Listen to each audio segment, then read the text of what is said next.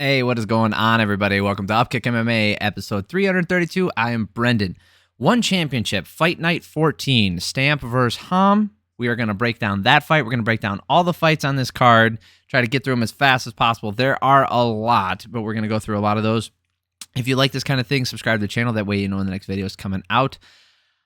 I do 2 or 3 videos every single week breaking down fights. Man, I love one championship. Okay, let's get started. Stamp versus Ham. Ham Seo Hee.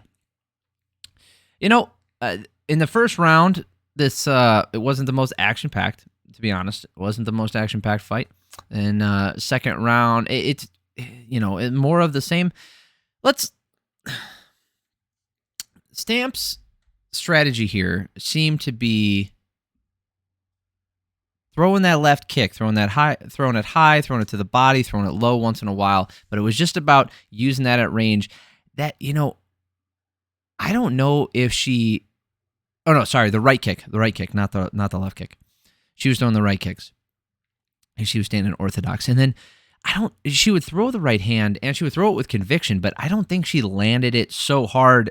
And it was really the kicking game, the referee, oh, by the way, I could not stand. Let me know if you guys thought about this referee here. I see him all the time. He does a lot of the Muay Thai fights, and I'm not as familiar with the Muay Thai rule set. I mean, I get the overall rule set, right? I understand what's allowed and what's not. What I mean is the pacing, right? I find that during the Muay Thai fights, the referees tend to interject themselves. They say, "Come on, let's go." Like after after they come together and they clash, they fight, and they separate. The referee goes like this again in the middle. That might be something from Muay Thai, and I'm just not familiar with. Maybe it's something that's very common. Maybe it's common in kickboxing over there. I don't know, but I'll tell you, in MMA, we don't need that shit. Knock that off.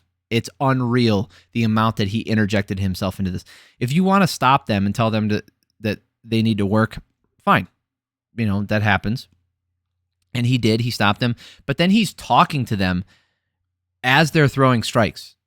And I don't know if he was speaking Thai, but he was definitely, he was saying things. And I'm guessing what he was saying is, good, more of that. Come on. Keep hitting. Good. Shut the fuck up, dude. Shut up. No one gives a shit that you're in there. Nobody gives a shit that you're in there. Stop talking to them. I used to have this problem with Mark Smith. He's calmed down lately. He still does it once in a while, but he used to nonstop talk to the fighters and just be like, "Hey, watch your fingers. Watch your fingers. Hey, watch where your fingers are." To the point where they would look at him and communicate with the referee while fighting. And you don't want to do that because you're supposed to be an impartial observer, but if they don't know you're there most of the time, you're doing your job. For the most part, I understand if there's some illegal things happening, obviously they should interject. What I mean though is if all things are going correct, nobody should know that you're in there. When things were going right in this fight, everybody knew he was in there because that jackass was slinging his hand down. Yeah, come on. More of this. Let's go. Fight. Shut up. It was so freaking annoying. And then, so the kicks from Stamp were really good. In the first round, I had her up, right, a little bit. Obviously, with one championship, they use the global MMA rule set or scoring. I don't know. Whatever. They're the only ones who do it. They score the fight as a whole. I like it sometimes. Sometimes I don't like it. This case, it really didn't matter. But in this first round, I had Fairtex slightly ahead. But not by a lot. She landed a lot of hard kicks. Second round, push kick from Stamp, a lot of hard kicks, some more of those ones. And then she's winning this entire round, and then she takes a straight left and it puts Stamp on her butt. I couldn't tell if it was a slip at the time, but it was from a strike. They didn't show the replay, but it was from a strike. The referee is oddly quiet when they're on the ground and nothing's going on. He is Ham's on top. Not advancing in position, not landing any strikes. Stamp is the one who's aggressive off her back. She's going for submission. She actually had a deep armbar attempt as the round expired. But the point was, this asshole is standing there interjecting himself, flinging his hands around. Come on, fight. But when they're on the ground, he's like, well, I guess guess they're going to do what they're going to do down there. I'll just, I'll keep it quiet, keep my hands in my pockets, and we'll just, no, that's when you could, it's because he's reffing this fight like he is a Muay Thai fight. When it goes to the ground, obviously there's no ground game in Muay Thai, so what is he supposed to put his hand like in between? Fight now, action. Like, that's when normally you hear like Herb Dean does a lot of these, and he'll you'll clap and be like, "Come on, let's action, work to improve," that kind of thing. I'm not a fan of that 10 seconds after they're down, but if they're down for 30 seconds, a minute, and nobody's really improving, and they're kind of just holding, And the thing is, like, I didn't think there should be a call to action because I felt like it was fine. But based off of this jackass's, I keep calling him that. I don't know. He might be a nice guy. But the way he's refereeing this fight, he figured be asking for it. Anyway, last round here, Ham's fighting off. She fought off that armbar in the end of that second round. But I had her up going into the third round. I had her slightly up now because of that knockdown. If you had Fairtex ahead, or Stamp ahead, I totally get that. Last round here, Stamp lands a really nice elbow as Ham entered. A body kick, then a hook to the body, and Ham goes down. It wasn't so much a hook; it was more like a shovel hook or a straight. Beautiful, beautiful finish for Stamp.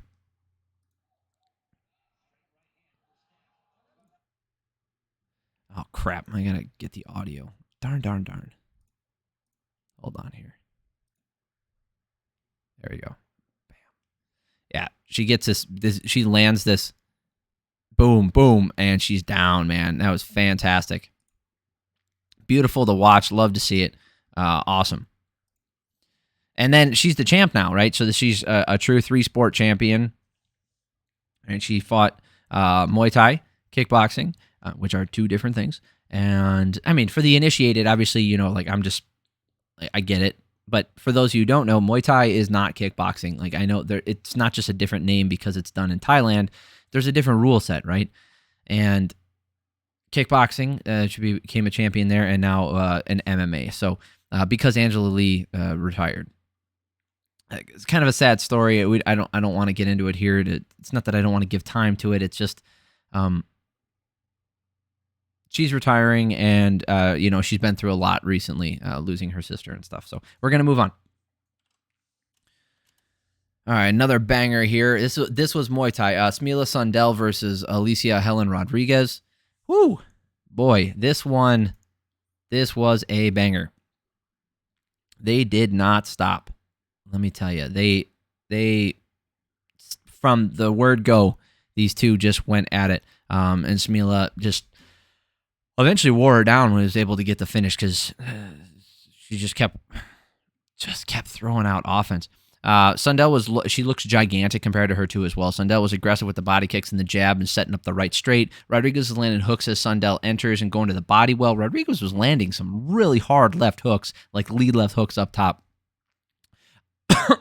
Sundell was not using her range well in this first round. She's entering, but then she's entering too far and taking so much damage. Huge left hook stuns Rodrigues as Rodrigues just holds on to the end of this first round. So even though Rodrigues was up in this round, you could say that, I don't know. It was close. You could say that Rodrigues won that first round, but I gave it to Sundell just barely. So I had her up 10-9. Second round here, Sundell immediately moving forward, throwing everything into those straight shots. Rodrigues firing back, but she's backed up so much, just taking a ton of damage. Rodrigues clinching and a ton, not wanting to trade anymore. She's just sitting in there. And then the last round here, she just starts to put it on her. It's just the absolute dominant performance. Rodrigues is exhausted. This is right at the end of the round. There's like 2 seconds left, and they mentioned something interesting. So Sundell keeps her championship. She does fantastic work.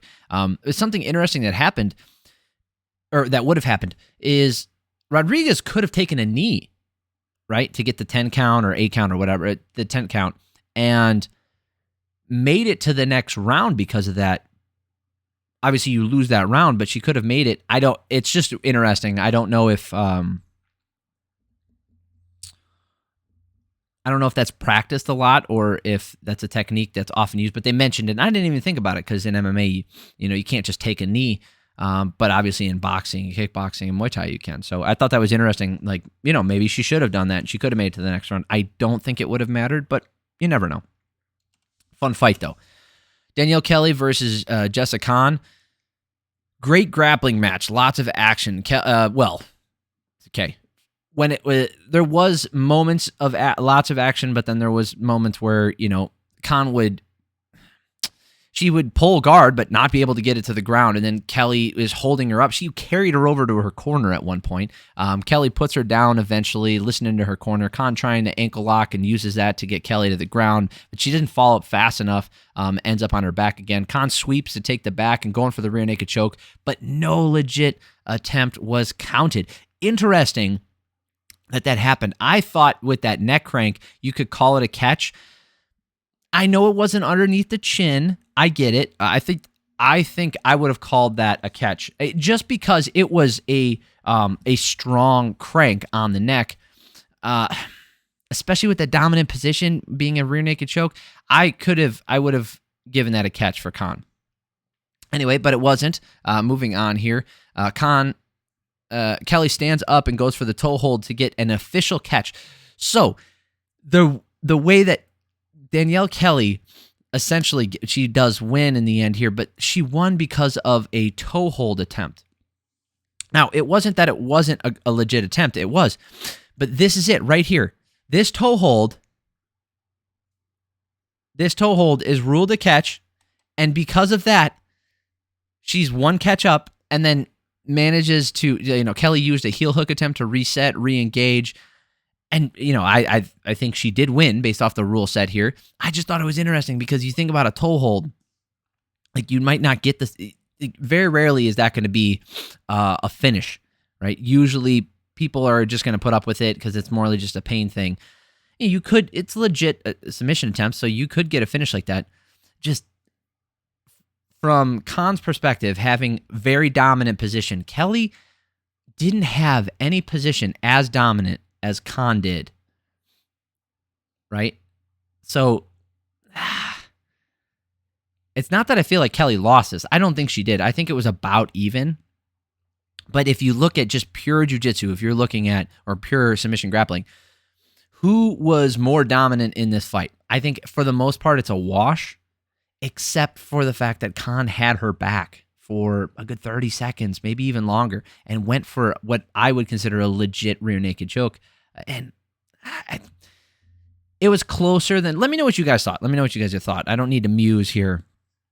I think it should have been a legit attempt, and it would have gone to the judges, or it would have gone to. It might have been a tie. All right, Wondergirl versus Xiong Jing Nan. Nice jab from Wondergirl, sitting down for the lead hook. Wondergirl slipping to the left and landing a great right hand. Nan hits to the back of the head twice. They are fighting toe-to-toe, landing in close with long combos, hooks of Wondergirl, often landing the last one. Nan landing a hard left hand. Nan saying she was hit behind the head. This is so weird because this was like a special rules fight.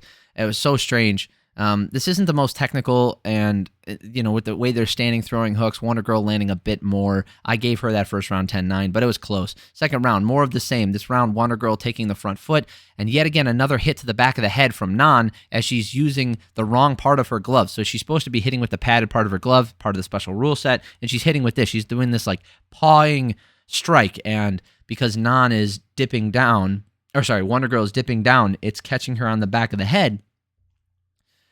So what's the point of having these special rules if you're not going to follow the fucking rules? What's the point of having these things if you're not going to be punished for breaking the rules? I know I have the same gripe with MMA in general, but this is especially stupid. You set up these special rules for whatever reason. Like they agree to it. I don't care why you set them up, but you've set up these special parameters for your fight.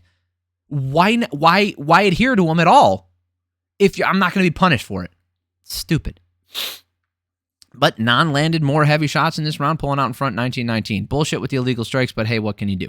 Nan ducking her head down, winning with hooks and overhands, just sloppy. Nan going to the body with some hooks. Nan staggers Wondergirl, and Nan starting to pull away in this round. And then the ref waves it off as she lands more strikes to the back of the head.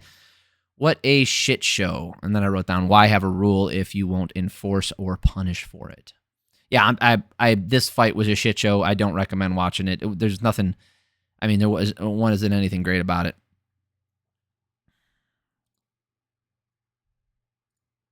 They don't have highlights from this one. That's okay. John Lineker taking on Stefan Loman.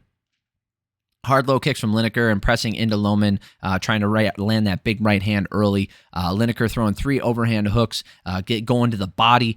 He does this beautiful thing where he goes like low, and then comes up top. You know, it's a standard combination, but he does it so consistently and he does it so well.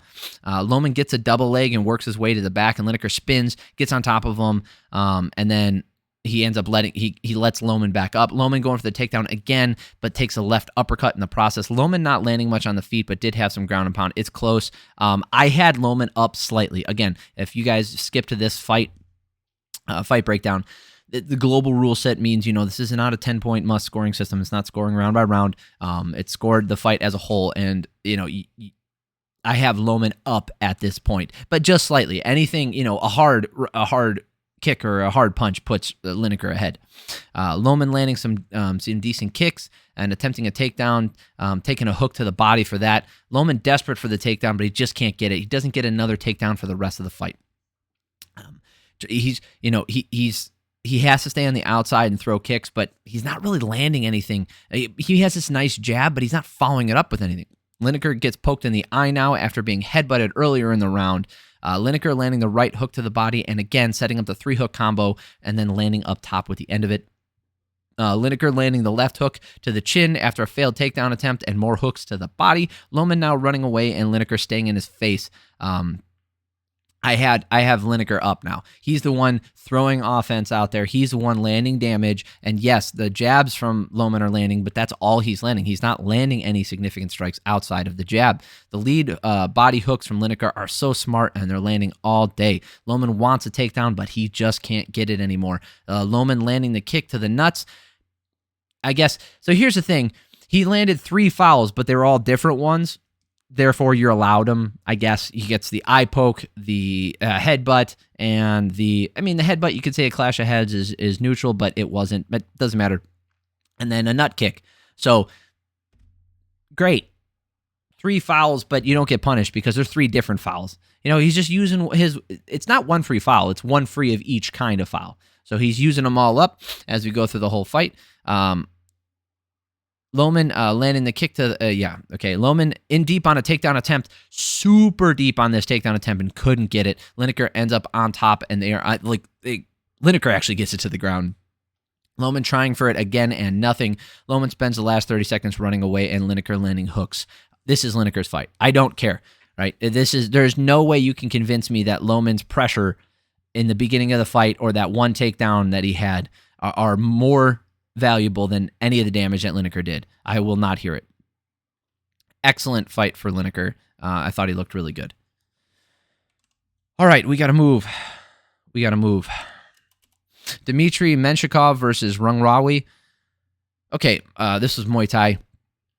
Rungrawee landing hard low kicks and then going to the body with it. Menshikov landing the uppercut and right hand, staggering Rungrawee. The hard punches from Menshikov and the left kick from Rungrawee landing to the arm over and over. Hard hooks and a right hand from Menshikov put Rungrawee down. The follow-up puts him down yet again. Rungrawee landed a left hand that staggers Menshikov, but then Menshikov goes right back in, puts Rungrawee down for 3 times in the round. That's a TKO finish. The uppercuts from Menshikov were so nasty. That was the last one. The pressure he put on him. Boy, you can tell there is a lot of favoritism when it comes to whoever they're pushing, and they're pretty bad about it. I would say One Championship might be worse than Bellator about pushing a narrative. They're definitely worse than the UFC. The UFC is bad sometimes, but they are really bad. Amir Khan versus Eduard Folayang. So this is one of those fights. We'll get to it when we talk about it. So jabs land from both guys, but Folayang stumbles, right? Low kicks landing from Folayang. Khan bounces in and out. Folayang landing a hard right hand to the body at the end of his range. He's throwing these straights. And yeah, Amir Khan was landing jabs, but he wasn't landing big damaging shots. And Folayang catches a kick and dumps him down. They get back up. Close round with Khan pressuring, but not landing much more. Yeah. This first round was close. You could give it to Khan because his jabs added up, but Folayang, I felt, landed more damage. They're trading low kicks to start the second round. Folayang landing the low kick and landing the 2 to the body. The commentary is saying that his timing is better in this round because he's starting to time Khan. He was doing it the exact same thing in the first round, so you guys should pay attention a little bit more. Instead of trying to push your fucking narrative, maybe watch the fight that's being put out in front of you. Khan's best shot is his jab, and sometimes he doubles it up, but he's not following up on it and landing a lot of damage. Herb Dean actually warns them because Khan isn't doing anything. He's backing up. Folayang is throwing strikes. This is not like the fight that was later on in the night. Herb Dean warns him because Folayang's pressuring forward, throwing kicks, and yes, he could have done a better job, but without throwing himself into unnecessary danger, I thought he was doing a good job with the pressure. And Khan just kept backing up, and he refused to engage. Khan supposedly landing a hard on Folayang, but Folayang standing there throwing back, and it turned out it was a headbutt. So he didn't even get the drop, and because of that, I have Folayang up overall. And Folayang's more aggressive, and he's increasing the output in this last round. Khan is backing up. The commentary is saying that Folayang needs a finish here, which I didn't believe at all. Folayang landing a left hook and putting Khan out, so that's enough of the commentary. They say out of nowhere like he wasn't landing hard shots or the aggressor the entire time. Get the hell out of here. You guys were trying to push a narrative, and you screwed up. You screwed up. Like, you guys did not get lucky enough to go to the judges' scorecards where they could pull your weight for you. Guess what? Too bad. Folayang just took his fate into his own hands and put an end to that fight. Good for him. Because they were going to screw him over on that one. Based off how the commentary was going and the way that you can score a fight in here, I fully believe they were going to give that to Khan. Paul Elliott versus Mauro Cerilli. Or Cerilli, yeah. Cerilli with the pressure, landing some nice right hooks. Cerilli gets a takedown, and that's the rest of the round. We don't need to go over it. He landed some decent stuff on the ground, but Paul Elliott ends up tearing his right bicep, and the fight gets called off between rounds. We don't need to cover any more of that. Moving on, Asa TenPow versus Rambolek. This is Muay Thai. Rambolek with the hard body kicks and the kick up the middle. A hard right hand from TenPow on a left. Man, that was a super stiff left hand. TenPow was landing some really stiff jabs and nasty right hands, and now hard spinning elbow. The kicks from Rambolek are nice, but he isn't landing the hardest punches. TenPow landing the hardest shots, and a ton of them that round. 10-9 on my card. Rambolek going to the legs like his job, but TenPow just doesn't have the same volume. TenPow plants his feet and lands some nasty left hooks, staggering Rambolek. Nice uppercut from TenPow, spinning heel kick. So I felt like TenPow just had way more power in his shots. Hard 1-2 and a flying knee from TenPow. The way the round went, TenPow just landed more of the damaging shots, right? I feel like Rambolek was doing a good job with his volume, but he just couldn't keep up with the damage, and I had him up 20-18. And then in the last round here, a hard right hand from TenPow, and Rambolek is down and out. It is over. Yeah, that was a great fight. Woof. Bang. Boom. Oh, I forgot to write down the kick. That kick was nasty too. All right, first fight of the night. Let's get through this one. Blake Cooper versus Maurice Abevi. So Blake Cooper is the brother of Ray Cooper Jr., so Ray Cooper's other son. Cooper was looking to land the left hand straight, come over the top of the right hand, but Abevi just looks to pull guard and falls hard on his back, which is pretty funny. They get back up. Cooper in on a single and a double leg attempts. He wasn't able to control it with the grappling, and it felt like that was his game plan going in. He wasn't able to do that, and either he hit a wall cardiovascularly or he hit a wall mentally and was kind of broken after that, because Abevi started to land some nice body kicks, trying to keep the pressure on. Abevi was just outputting so much at the end of the round, and then Cooper was able to land a hard right hand to push Abevi back, but Abevi keeps the pressure on, finds a home for the right hand, and then he gets the finish there. It's just, this pressure was just insane. Just so much pressure. Pop. That's it. That's the end of it. Good fight for Abevi. I thought he looked great. All right, that is it for this. So I'm going to talk about the boxing match in the next video. Subscribe to the channel so you know when the next video comes out. I appreciate y'all. If you're looking for some other stuff, the UFC from last weekend, Dana White Contender Series, I cover all that stuff. So check out my other videos on those if you're interested. I appreciate y'all. Love you guys. Have an amazing week. Peace.